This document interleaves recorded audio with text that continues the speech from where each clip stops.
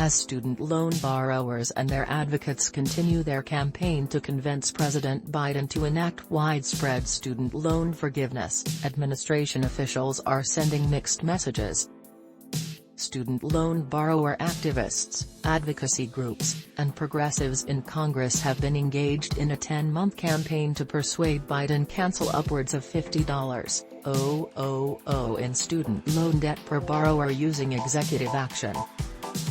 While Biden previously has suggested that he would support $10,000 in mass student loan forgiveness per borrower, he has expressed skepticism that he would have the legal authority to go further than that.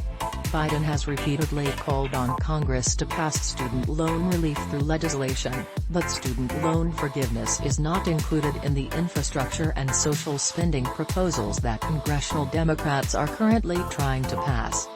Meanwhile, Biden administration officials continue to insist that millions of borrowers will be resuming repayment this winter, while they keep the door open to some form of additional student loan forgiveness.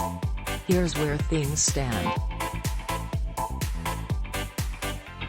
In remarks last month, Richard Cordray, the chief operating officer of federal student aid at the Department of Education, firmly stated that repayment of federal student loans will resume once the national student loan payment pause ends at the end of January. Cordray said that the ongoing discussion of widespread student loan cancellation was distracting borrowers from preparing for repayment. Borrowers have been hearing a steady drumbeat about the possibility of loan forgiveness, either wholesale or piecemeal, said Cordray. We can expect that many borrowers will not be eager to return to repayment when they have been led to believe, or even to hope, that was never going to happen. While Corday's comments do not necessarily mean that student loan forgiveness is conclusively out of the question, it shows that the officials have not indicated that partial student loan forgiveness will be included in those flexibilities.